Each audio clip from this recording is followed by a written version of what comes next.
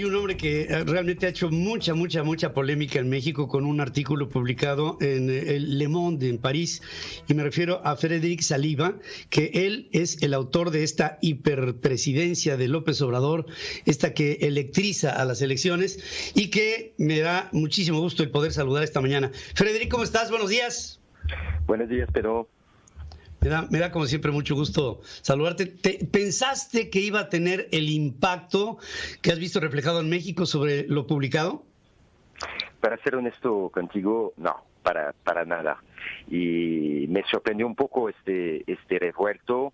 Yo pienso que caracteriza de una manera la tensión que hay antes de estas elecciones y la polarización que vemos teniendo una interpretación que supongo los lectores en Francia no tuvieron allá, porque no es un artículo contra López Obrador o contra su hiperpresidencia, es solamente un artículo de análisis y al mismo tiempo que informa a los lectores en Francia de la tensión que puede tener y también de los desafíos que puede representar esta campaña electoral, estas elecciones, para la democracia mexicana, que es una democracia que todavía está en construcción.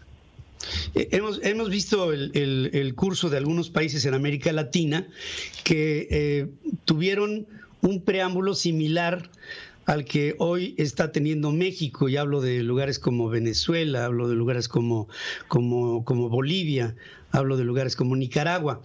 La narrativa que se hace, Frédéric, yo coincido contigo.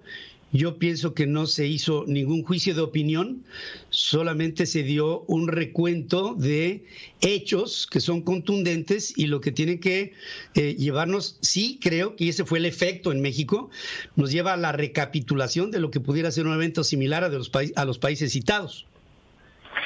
Lo que vemos, yo no comparo para nada López Obrador a dirigente de Venezuela o de Nicaragua. Para mí no tiene nada que ver. López Obrador es un pacifista.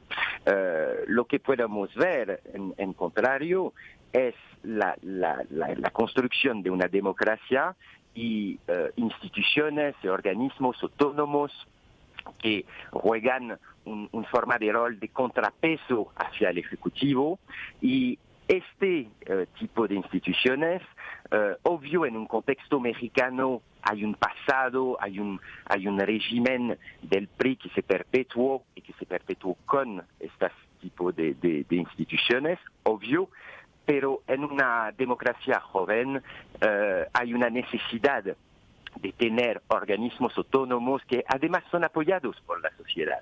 Lo que vemos es que atrás de este tipo de ataques, y es lo que explica el artículo, es que una hiperpresidencia con un presidente presente 2 horas cada día en una conferencia mañanera, se pone en choque con este tipo de instituciones y reglas electorales. Y es solamente este análisis que fue presentada a lectores en Francia en una vieja democracia, hablan del viejo continente europeo, y es verdad que en Francia es el equivalente de Segov que organiza las elecciones, pero es una democracia mucho más antigua. Entonces, en México, en un contexto mexicano, atacar directamente este tipo de instituciones que garantizan un proceso regular de elección pone el país en una tensión y permite también a López Obrador de estar presente en la campaña en una forma de conflicto que le permite de dar una forma de cara a Morena, porque sabemos muy bien que Morena, la grande cabeza de Morena, es López Obrador. Entonces, este análisis, solamente un análisis viendo las consecuencias que pueden tener por la democracia mexicana, y también una estrategia política en un contexto de campaña electoral, provoca un revuelto, provoca críticas, como si Le Monde... Yo vi mismo artículo de prensa, por ejemplo, en el Universal, comparando el artículo de Le Monde al artículo de The Economist. Lo que es un error. Le Monde no tiene la misma orientación. Le Monde es un diario que se dice neutral, pero que tiene una tradición de centro-izquierda y de defensa de la democracia muy diferente de la revista The Economist.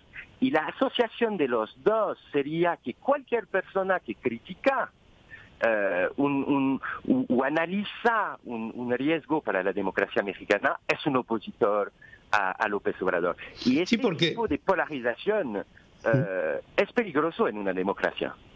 Sí, porque incluso dices critica, pero realmente no criticas. Tú analizas la cadena de sucesos, pero no en función de una crítica, sino en función de la observación de lo que te toca como un corresponsal ver reflejado en tu publicación lo que está pasando en México para los lectores franceses. Eso es todo lo que haces y en ningún momento creo tomas una posición. Tu postura es absolutamente narrativa, crónica, analítica, pero no crítica. Muchas gracias de especificar esto. Es verdad que yo sé que en Francia, por ejemplo, no tuvo el mismo impacto. Los lectores no piensan que Le Monde ataca a López Obrador, piensan que Le Monde hace su trabajo de crítica y de información sobre una situación de tensión antes de una elección. Y habla mucho de la cultura política mexicana, y yo supongo que en México, y lo vemos, falta de debate que existe, de diálogo que existe donde podemos cuestionar la 4T, podemos cuestionar López Obrador. Poner en cuestión significa una forma de ética periodística, y este tipo de cultura vemos que en México está todavía en construcción. Entonces produce una campaña y también una sociedad donde la persona o el periodista va a estar para o contra López Obrador.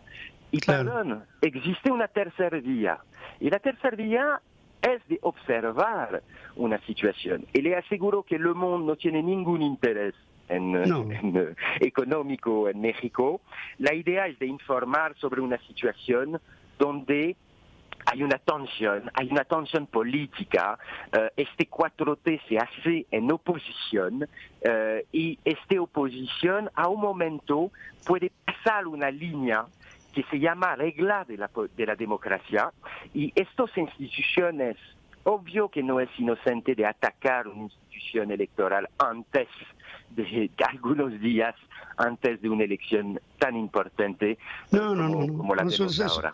Es una crónica analítica que, por cierto, desde aquí te mando mi respeto, mi entusiasmo por tu trabajo, porque es un trabajo estrictamente profesional, que es una crónica, es una consecución bastante bien llevada de toda la cadena de hechos, porque no hay nada que esté ahí sesgado o promovido de una manera más que descriptiva, y solamente el exponer ante nuestro público, Frédéric Saliba, que has hecho realmente lo que te toca hacer de profesional a profesional. Te digo francamente desde aquí, felicidades, lo has hecho extraordinariamente bien, y te agradezco mucho que tomes esta comunicación.